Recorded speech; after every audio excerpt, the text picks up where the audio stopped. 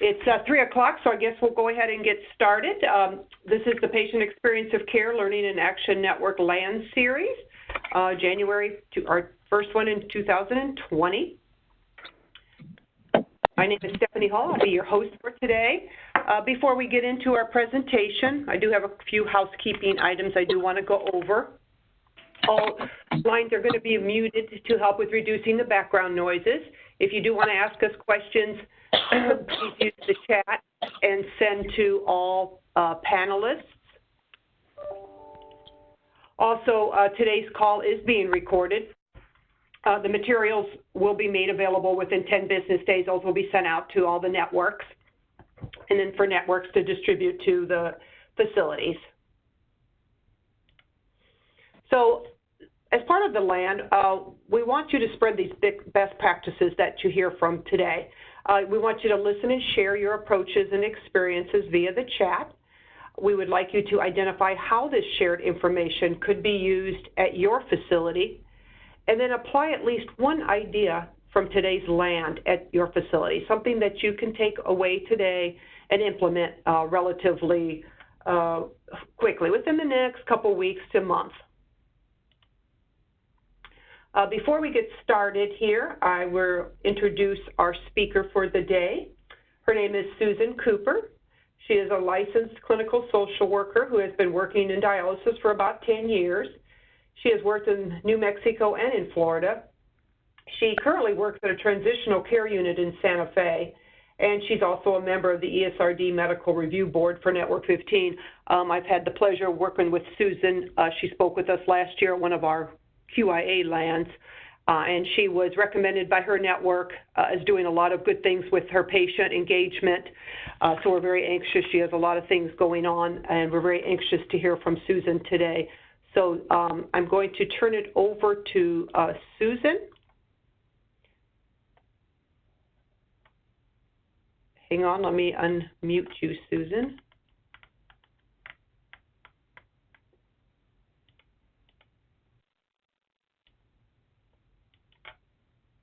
Stephanie? Okay. Can you hear me now? Oh, good. Yeah. Oh, good. Thank you for the introduction, and thank you for having me. I'm really happy to be here. I've been battling this cold, so my voice is a little scratchy, so hopefully everybody can hear me. When Stephanie asked me to present for the patient family engagement, I immediately wanted to talk about support groups. I have been doing a support group. Actually, I've done about 3, and with each support group, I keep learning, finding better ways of doing the support group, and I really wanted to share some of the things that I've learned along the way. There's so much reciprocity between the patients and the families, and it's a really good way of bringing and strengthening the relationships between your families, their families, and the clinic. And one thing I wanted to mention is throughout this presentation, I'm going to keep mentioning the word family. So whenever I mention this word, I'm referring to the patient support systems or their caregivers. So, next slide. Tomorrow. So the objectives for this call, or the talking points today, is 1, starting your own support groups, just getting it started, and 2 is keeping your group engaged, and 3 will be group exercises to increase empathy and awareness. Just a couple of things, a few things that I've tried with groups that were a success that I wanted to share with everyone on the call. After this presentation, I hope that everybody will feel confident in starting their own group. There's no real rules. Confidentiality, of course, is important, but be creative with what you're doing and take what you want from this presentation and make it your own. Next slide.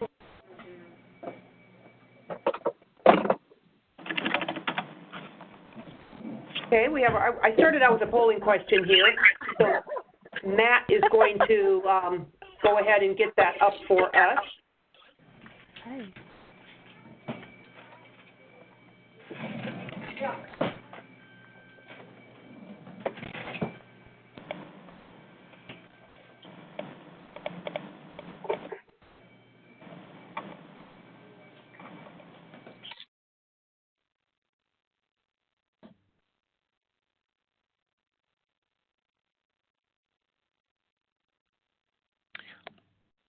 So you should see the polling question on your screen now, and the question is, does your facility have a patient support group?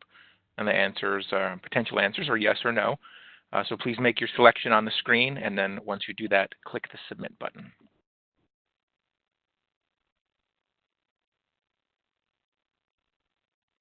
We'll leave this one open for about 10 more seconds to give anybody a last chance to answer. Does your facility have a patient support group? Yes or no? I see a few are still in progress, Stephanie, but it looks like we're wrapping up here. We'll go 5, 4, 3, 2, 1, and we'll close this poll out. It looks like 7 said yes and 31 said no. Great. Thank you so much, Matt. Thanks. We'll close that out. And then, Susan, I'll turn that back over to you. Okay. Well, I hope after this call that the 31 will decide to do a support group. I hope. Okay. So starting your support group, I think one of the first questions that I asked myself was, what do I want to accomplish with this group? I think when I first started doing groups, I wasn't as thoughtful as I've become now. And your group can be either professionally facilitated, and that could be a clinical social worker, or you could have a peer/patient facilitator or facilitators. That would be having maybe a patient run the group. There's merit in both. And then after you kind of think about what you want to accomplish from your group and who's going to facilitate it, then you want to be thinking about the structure of your group. And I don't want to get too technical about things. I know many of you are social workers on this call and remember all of the different types of groups. I didn't want to get too technical about things. But the first structure that I wanted to discuss is the curriculum-based. These are commonly the psychoeducational groups. And for our dialysis patients and their families and caregivers, the curriculum-based model equates to providing information about their illness and their tools that they need to manage their lives. They stress health, collaboration, coping, and empowerment through information. And also in the curriculum-based groups, topics are arranged in a predetermined order of presentation, and often they use books and articles or other literature related to the topics, and they're distributed and used as a guide to form discussions. And there's a topic with each group.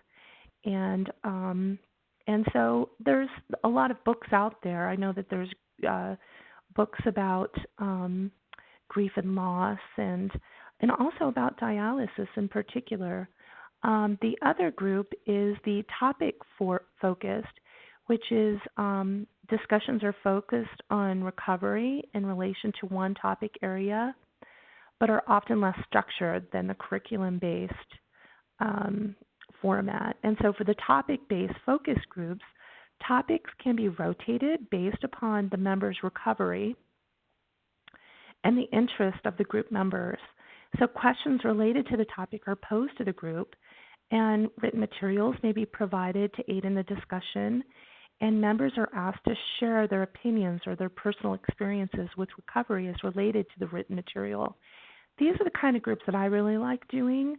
And then lastly is the open forum, and this is really, there's no structure whatsoever, and there isn't really a prearranged plan, and the meetings kind of, unfold, and members just kind of drop in, and there may be rules, but usually there aren't any, and the discussions kind of uniquely unfurl based upon the interest and the needs of the group members for that meeting. So those are the different types of groups. And, when you're thinking about starting your group, try to think about, what you would like to do. I think for dialysis, in my experience, it has been more successful to have more structure. And like I said, I really do like the topic focus groups, but the curriculum-based is also really good. Next slide. So timing is really important when you're putting your group together. If you decide to do a professionally facilitated group, you want to decide on the day and the time that works best for you and your patients and your families. And I know that's not easy to do, but it is something to consider. Some of the things that I was thinking about when I put this together was based on some of the experiences that I've had. If you work with in-center hemodialysis patients, you want to consider a time that won't conflict with their treatments. And if you have 2 shifts, you might want to aim to meet after the second shift so that both of the groups can attend. But if you have a 3rd shift, that could be problematic. You might not be able to get the folks from the 3rd shift. So again, just keep in mind, you're not going to make everybody happy, but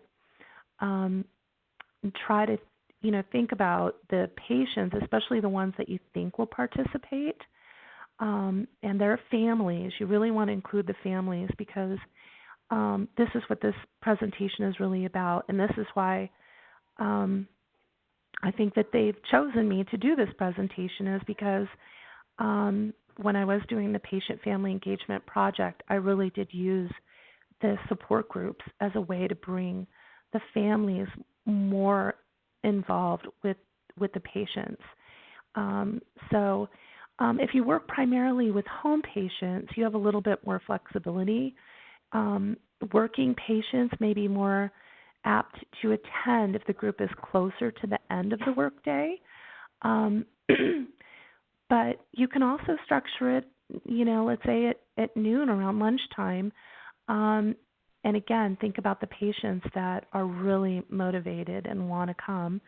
And if you need to, on down the line, if you need to absolutely change that day, you can, but I wouldn't advise changing it quite a bit because it'll just confuse the patients. Encourage your patients that live far from the clinic to arrange their lab day on the same day of the support group to make it a little bit easier for them. If you can get your clinic to support you with that, then you're going to have more people participate. So the other thing is that your support group will most likely be monthly, and so most of your patients can commit to 1 hour, 1 day per month, especially if they're getting something from it. And I think it's hard when you first start a group, but once they start coming, then they'll want to start coming again. Next slide. So one of the things that I've found to be really useful is to make a flyer. Create a flyer that you can post in your clinic, put it in your lobby, put it in your training rooms, put it in the bathroom, put it in the in-center hemodialysis center, hand them out during clinic days while they're doing dialysis. If you need to mail them, you can mail them. If you want, have a lobby day to jumpstart your group, and get, like I said before, get your team to support you because some of the team may have a very close relationship with the patients that you may not have, and if you get your team to support you, they might actually be able to get the patient and their families to come. So, and if your patients and your families consent to email, send the flyer and the reminders out by email, but give yourself a few weeks of advertising and preparing everyone for the group so that they have plenty of time. They always need that. Next slide.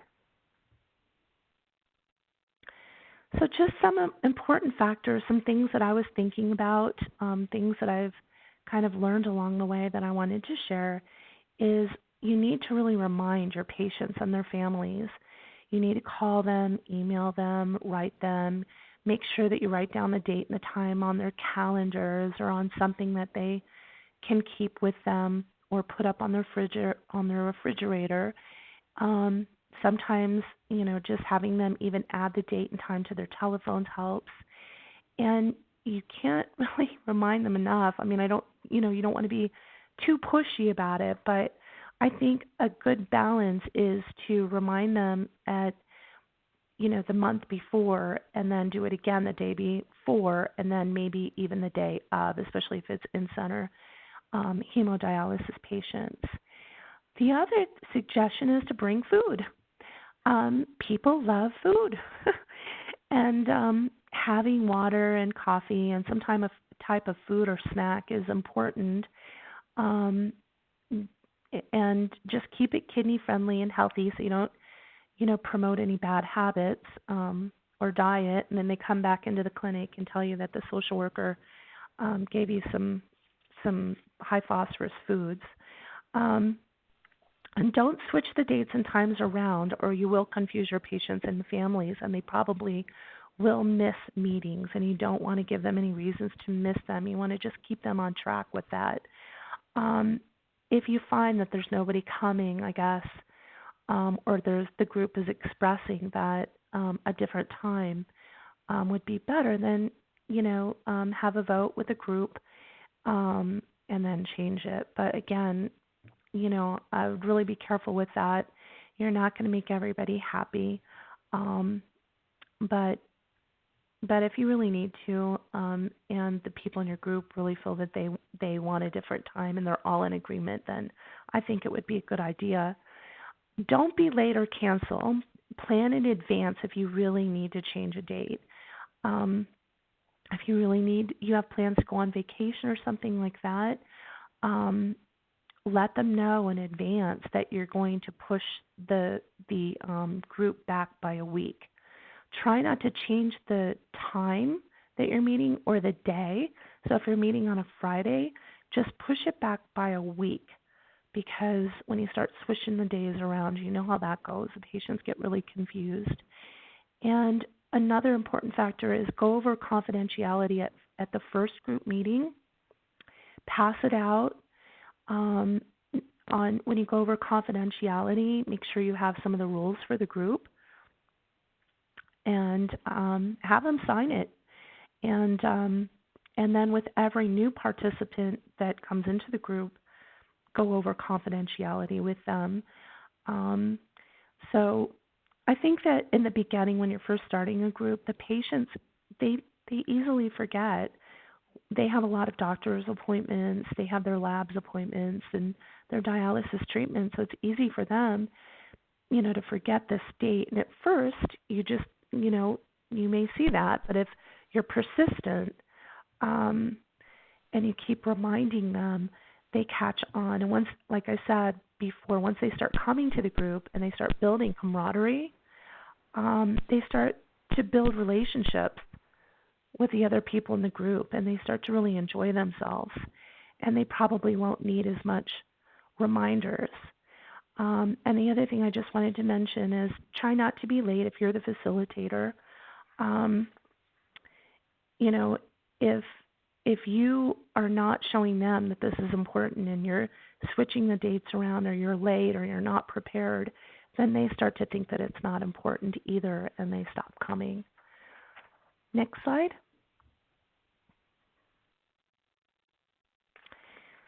So the next talking point is keeping your group engaged. So this is something that never stops. It's one of those things that you've got to be evaluating the feedback that you're getting from your group. And they may not tell you that, but you feel it. You know when the group has ended in a good note and people are leaving and they're talking and they're telling you what a great time it was. You just know. And part of that is always preparing for your group meetings. Don't wing it. I'm not going to lie and say that I haven't done that before. And when I did it, it didn't end well. And so I don't do that anymore. I always am thinking about what I'm going to do for the group. Sometimes I think about it, a month before it even happens. And when you put the effort into creating the exercises and the topics and the education and literature, the participants remain engaged, encouraged to come, and give everyone a time to express themselves, and don't allow others to dominate.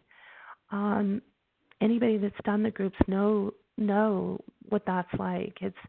There's often not one person, or maybe there's two, that just tend to really have an answer for everything, or really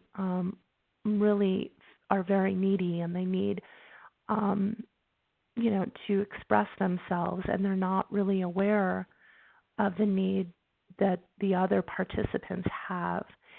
So you're going to have to get good at being able to redirect those patients that are dominating the group, and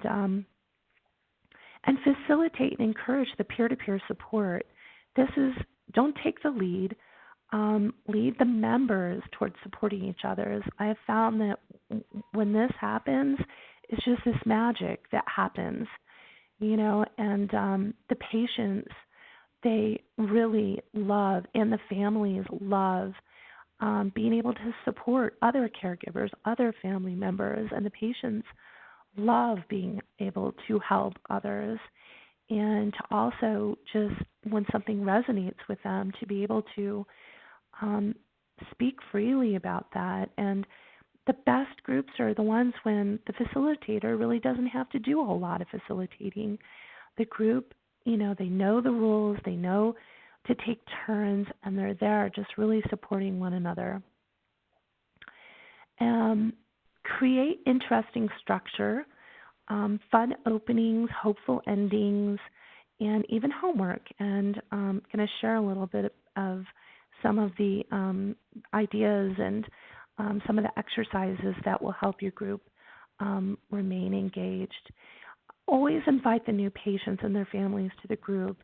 And they may not come that first time, but again, this is where your group comes in. Your team really can be so helpful in promoting this group, especially for the new patients. If you have patients training, encourage those patients to come, if they can break for just an hour during the training, to come over and join the group. They may only be able to be there for a certain amount of time, but even if they can come for just a little bit and see the camaraderie and the support that's there, and the patients and their families, they're more likely to come again.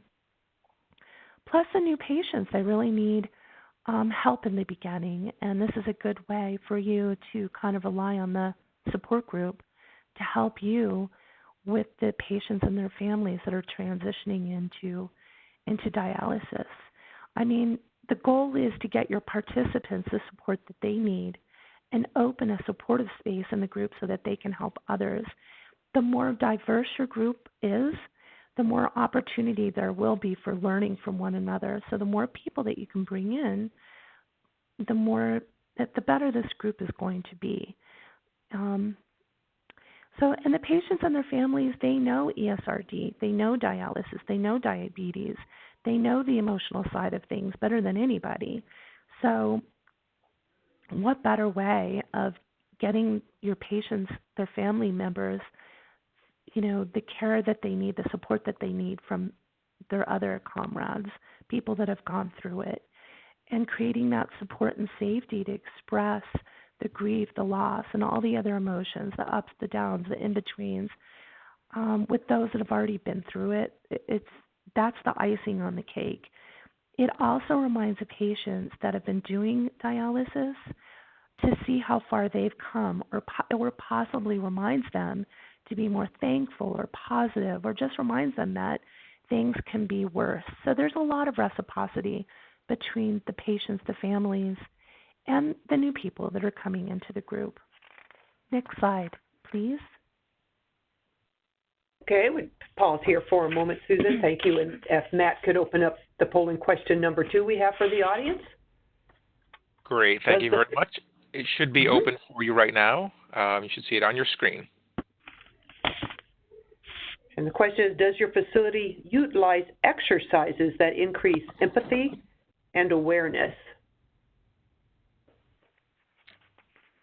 And just like the last polling question, be sure to select either yes or no, and once you make that selection, click that submit button so we receive your answer.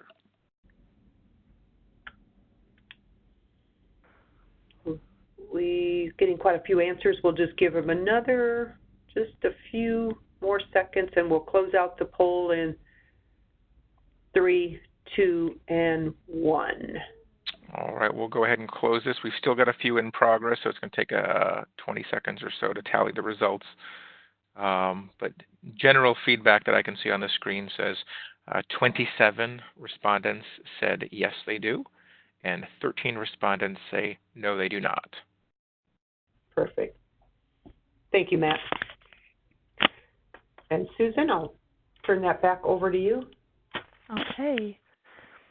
Okay, so I wanted to just share some of the exercises that I've used that have been really helpful that increase empathy and awareness.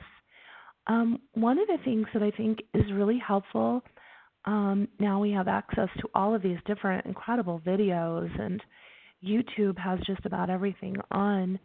They have amazing videos, and I don't know if anybody has really checked out some of the TED Talk videos, but there's some really amazing TED Talk videos that are just so motivating. And one of the things that I think is really helpful and can be really good for a support group is to watch the video as a group and then write down, thought-provoking questions that help all of the participants relate to their own experience as a dialysis patient or as a caregiver or family member to the dialysis patient. Have them choose a question after you've actually written down all of these questions. You put it in the middle, and then just have them choose a question and read it out loud. An example of a question would be, was there anything helpful or insightful in this video that might help you in your day-to-day experience as a person on dialysis or as a caregiver? And when somebody when somebody reads aloud this question, what I've done is optional if the participant wants to answer the question. 9 times out of 10 they do. And then after that, I open it up to the group, and so it really some people really like to see the visual. So I think this is a really good exercise to do. And one of the videos that I showed to the group, I'll just share it, was, and if you have time, look it up. It was called, and you may have already seen it, but I found it on TED Talks. But I think if you just Google Gratitude by Louis Schwartzberg, it'll come up. And it's just a beautiful video, and it just instills so much hope for people. Even, when things are looking pretty dire and things are challenging, there's always this, we can always tap into gratitude. And this video is just a beautiful video. But there's a lot of other videos out there that focus on hope and foster gratefulness and thankfulness, or videos that can teach certain skills like breathing exercises or mindfulness-based exercises that lessen worry, anxiety, depression. You can even do music therapy by presenting music or a music video and doing different exercises to inspire and motivate. One thing I think that I've learned is just don't be afraid to try something new. If it falls kind of flat, just learn from it and go on. Next slide, please. So another exercise that I did that was a success to increase empathy and awareness was I had each participant write down an important wish on a piece of paper, and I had them fold the paper in half so you couldn't see it and place it in the center of the table. And then I asked each participant to remain anonymous. I had to tell them that right up front. Don't share your wish with anybody, and we don't want to know whose wish is whose. Although one time when I did this exercise, there was one person that just couldn't stop themselves. But try to, emphasize to them, what this exercise is about, to remain anonymous and to not let onto the group whose wish is whose. And then each person chooses a wish.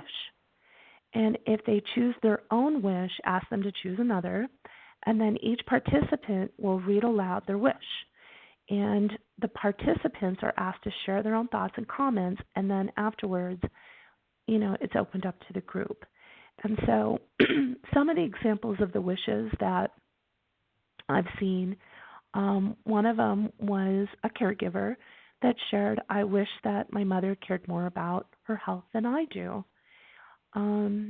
Another wish was from a patient was, I want to be healthy again.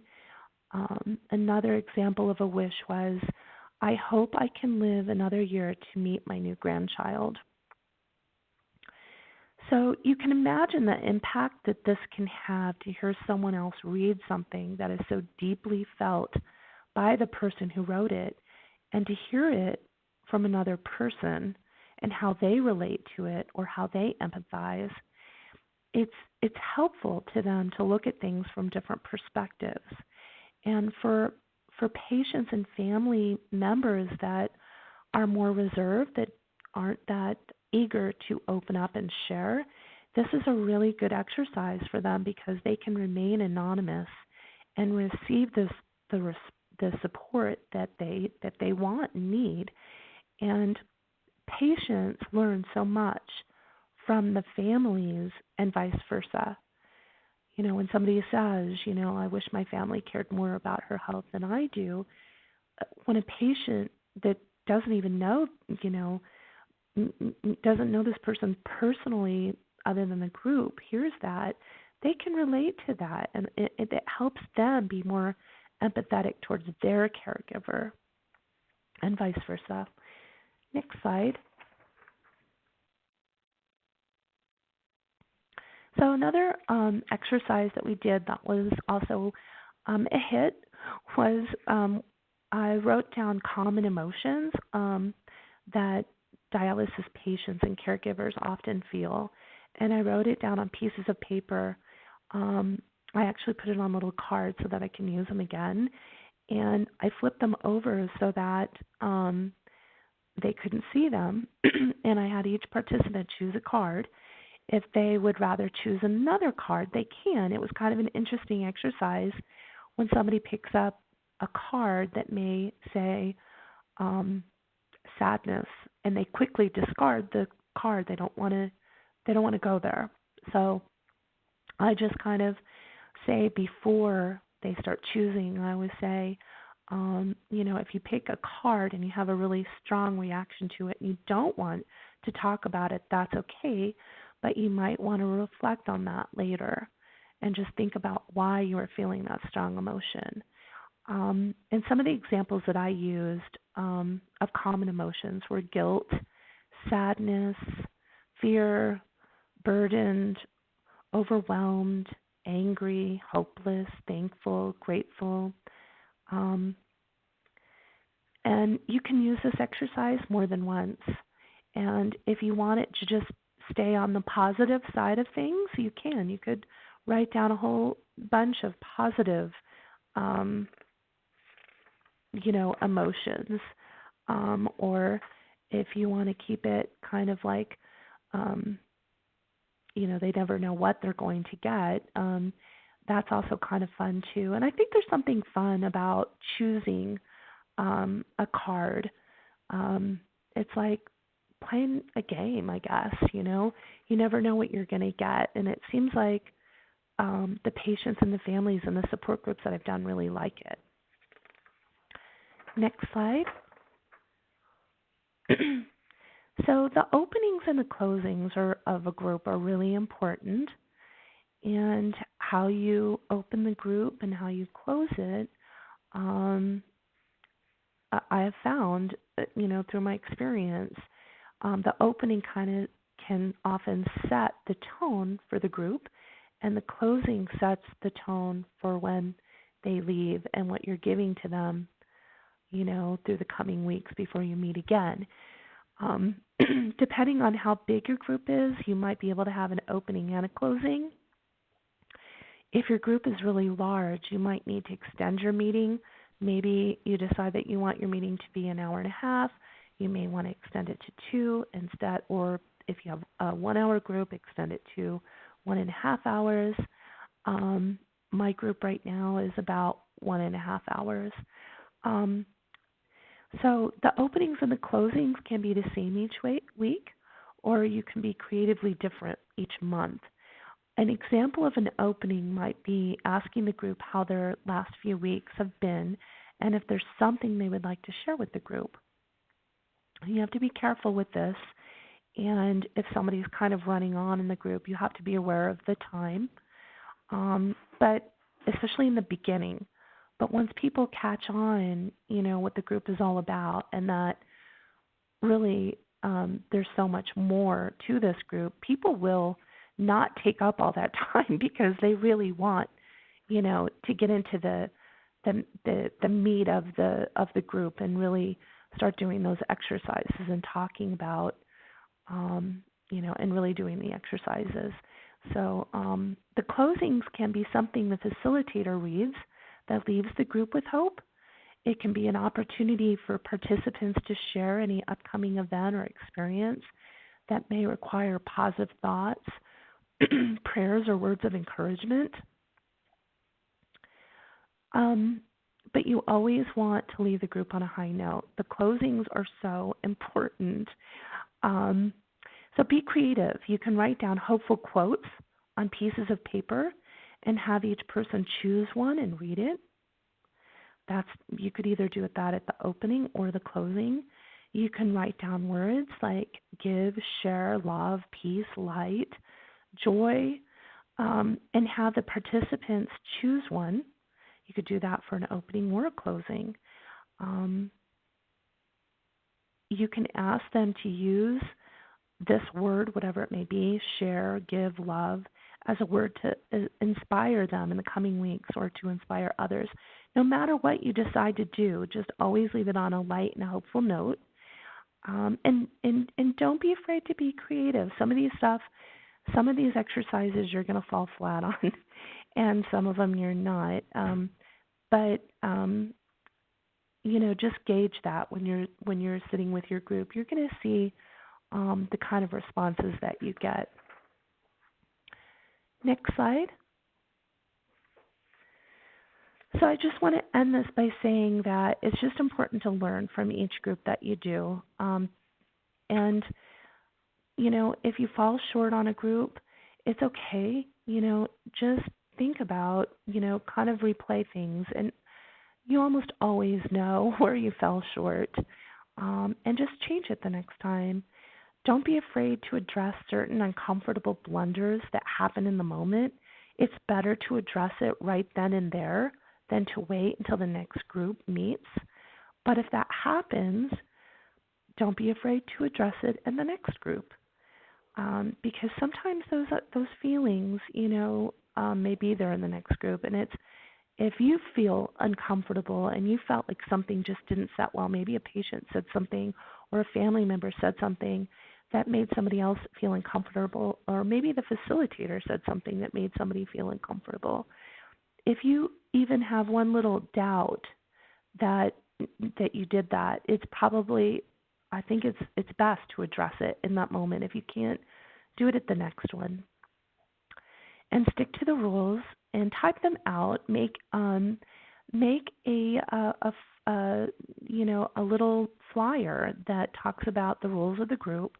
For example, one person speaking at a time, being respectful of others, and make sure you go over confidentiality as well. And don't allow gossip talk. Patients will go there. And I've had that happen where they start complaining about the staff or their treatments or, something like that. Don't allow that to happen, because if you do, they're going to keep going back. And that's not what your group is for. And you need to let them know that. And don't make the group about yourself. You're the facilitator, not the patient. It's okay to share once in a while if it's therapeutic, because they want that. But that's few and far between. Don't let it be about yourself. Make sure it's about them. And keep your group on time. Be open to feedback and ideas for your group. Be creative. And always be prepared. And I always tell people, if there's anything that you'd like to share, anything that you think we could be doing differently, please see me after the group. Let me know.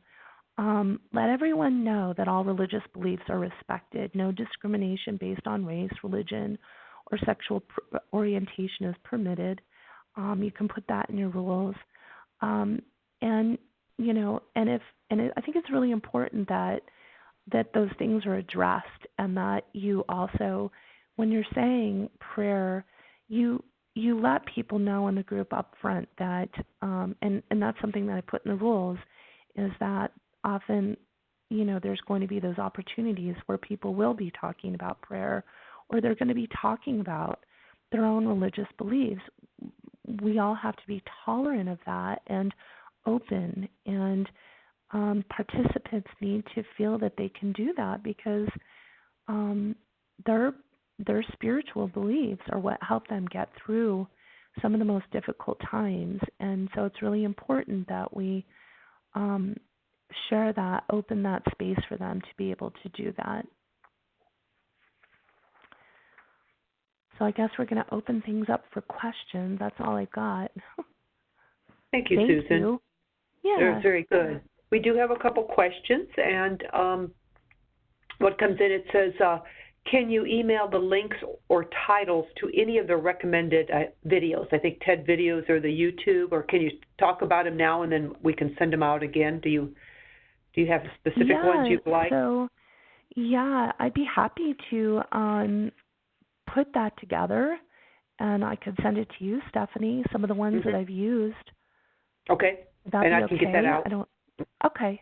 Perfect. Yeah, and I'll send that out when I send out the rest of the post-event materials to the networks. I'll get that out. If you can share that with me, that would be great. Sure.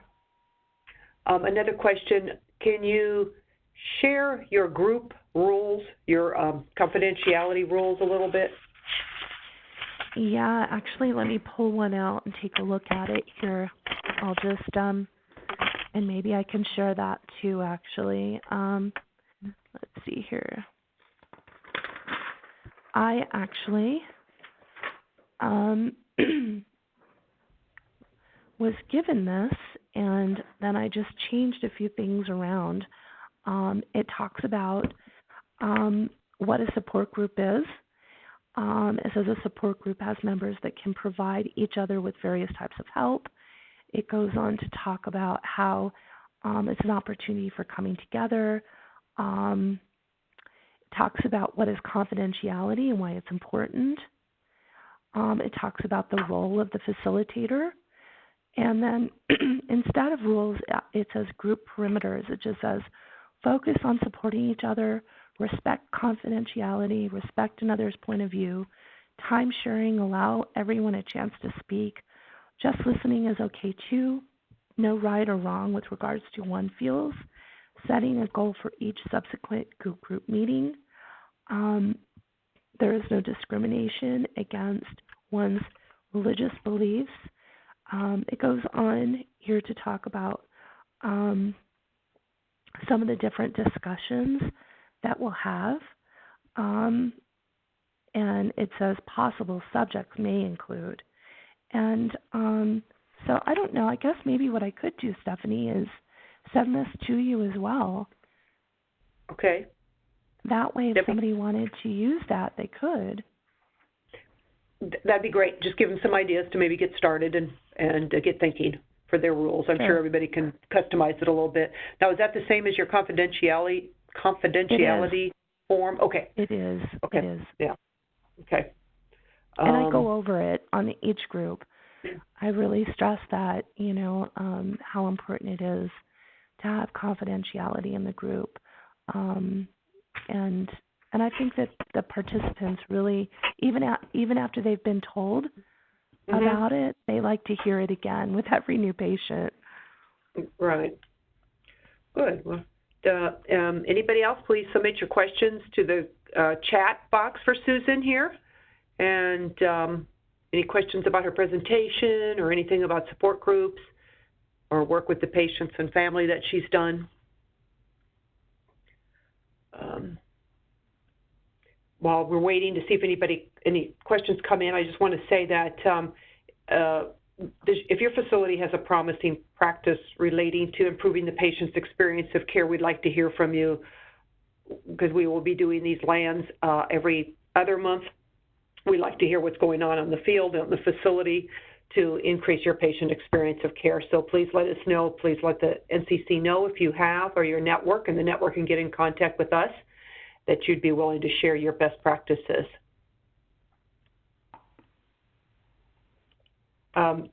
At the end of this presentation, there will be CEUs. So as soon as we close it out, the CEU process should begin. You will be asked first to submit a Survey Monkey. When you get done with that survey and you hit submit, then you will have the opportunity to get the CEUs. It would look like this, whether you're a new user or an existing user, to our Learning Management Center.